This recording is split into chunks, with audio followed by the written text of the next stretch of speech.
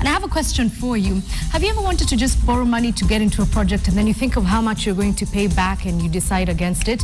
Well, Michael Karanja is going to be having a conversation with someone who is proposing the reduction of credit. Now, Kenya's push to boost Chinese investment in the country is on a high, with a government delegation pitching investment opportunities in China. While China has one of the lowest manufacturing costs in the world, the government is keen on having Chinese investors setting up in the export processing zone to capitalize on ease to market in the East African region. The government delegation is currently attending the China International Fair in Fujian, where interest has been expressed in the agro-processing, energy, and tourism sectors. This year we thought we could take the opportunity as Kenya to come and showcase Kenya as a place where investors could come in and take advantage of the opportunities that the government of Kenya has given to investors. And so it has been a very fruitful 2 days where we have interacted with a lot of government officials, investors, and they're coming to our stall to actually see what we can showcase, both in terms of our investment opportunities, but also in terms of tourism. And so this is going on until tomorrow. And we think it has been something very useful for us, for Kenya to be felt in this part of China. Interesting story there about Kenya-China trade relations. And like Edith Kimani alluded to before we went on a commercial break, we are joined by Habil Olaka, who's the CEO of the Kenya Bank Association, on our ongoing quest just to understand what goes into pricing loans and why the cost of credit is as it is right now. And just to get things rolling, perhaps Habil, is that Kenyans seem to have a feeling that the cost of credit in this country remains largely out of reach for most of them. Why is that? Is it that the banks, the way they structure their loans, isn't in tandem with what customers expect? Actually, it's because that's an issue that has been on debate for quite some bit of time. Yes. It has been raised at various fora, and because of the kind of concern that was being raised, a number of players came together to try to find a solution. And so we, under the chairmanship of the National Treasury, we came up with a number of solutions, a number of measures that should be put in place to address the issue of the cost of credit. So part of what we are now trying to implement is really part of what was discussed at the committee and recommended. Yeah. Interesting that you mentioned that, because recently we've seen the launch of two new instruments, the Kenya Bank Reference Rate, which is people know as the KBRR, and the annual percentage rate, the APR. Now, using these two tools, how exactly do we expect just to show what goes into the pricing of loans? And secondly, how will that have a long-term effect of lowering the cost of credit in Kenya? Yeah, if you look at, actually the two instruments are key, and the main objective of the two instruments, so even though they are being introduced around about the same time but completely different, they are addressing the issue of transparency in the pricing. Because if you look at the Kenya Bank Reference Rate, yeah, the way it's derived is derived from two variables. One is the Treasury Bill Rate, and the other one is the Central Bank Rate, which is announced by the Monetary Policy Committee every 2 months. Now, initially, banks used to have their own base rate. Yeah. So they would price on the basis of their base rate, which is, each bank had its own base rate.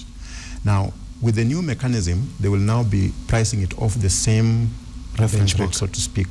So now the consumer can now be able to compare a price from one bank to another and be able to make a decision on the basis of the competitiveness of the pricing between two separate banks. Something that he was not quite able to do initially, because each bank had its own base rate, and the base rate could move at different times. Now, we have gone a step further and voluntarily introduced another parameter, which we are calling the annual percentage rate. Yes. And the annual percentage rate is because the interest rate does not tell you everything. The interest rate is just one of the components of the cost that you incur to acquire the credit. There are other costs. Some of them fees charged by the bank, some of them are third-party costs which are necessary for you to acquire the facility.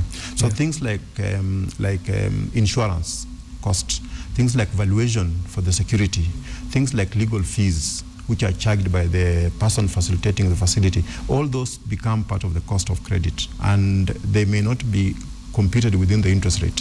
So we came up with annual percentage rate, which then takes care of all the costs into a number that the customer then can be able to compare from one lender to another.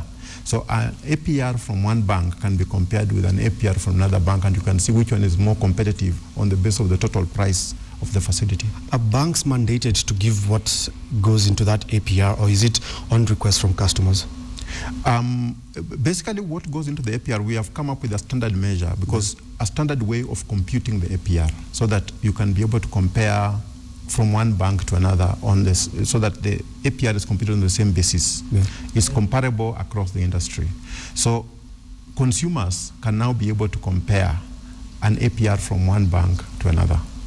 Now, the issue of comparability also comes in even in the KBRR, because the KBRR is a platform, is a base on which banks will be pricing their loans, and they'll be adding a factor on the KBRR. Now, you can be able to compare a pricing from one bank to another on the basis of the factor that they add on the KBRR. Now, that factor will now be disclosed in terms of what comprises that factor. So you can see of that factor what goes into the administrative overhead, what goes into the risk premium that the bank will charge you, what goes into the profit element that the bank has got to charge to be able to run profitably. KBRR is in place, but we know it's also plus a premium which banks are at liberty to disclose at their own given time. Given that all banks in Kenya do not have the same size and all of them will have different pricing, will we see a situation where perhaps larger banks will be able to capitalize on their economies of scale and issue lower premiums compared to smaller banks, and therefore banks, the bank interest rates will be varied between different sizes of banks in their tiers? I think the power of this mechanism is exactly that, because the customer now is able to decide between banks. You can now decide in terms of, you have got a pricing that is with a given level of K, and you can compare that across with another bank offering, and therefore make the decision. So effectively the power has moved from the bank to the consumer. So now the consumer is now right in the driving seat to decide between banks. And as long as the consumer is able to decide, the forces of competition then come in, because now we'll have a scenario where banks are competing on price rather than initially where this was not quite possible. But now when banks are competing on price, then the forces of competition come into play. All right. Habil Olaka, thank you very much for your time. Edith Kimani, what's in sports today? Well, we're looking at the Euro 2016 results, and former world champion Spain put aside the 2014 World Cup humiliation to Brazil, rather in Brazil, to thump Macedonia 5-1 in Valencia in the Euro 2016 qualifiers. Vincent Del Bosque's side were on receiving end of a 5-1 scoreline against Netherlands in their opening World Cup game, and one of the villains that night, centre-back Sergio Ramos, got them up and running against Macedonia with a cool Peneka penalty after 16 minutes. Now, Spain are still the European champions and doubled their lead just a minute later when Paco Alcacer, on his home ground, marked his first competitive game for his country with a goal. Ibrahim pulled one back from the spot for the visitors shortly before the half-hour mark, but thoughts of an upset were quickly dashed.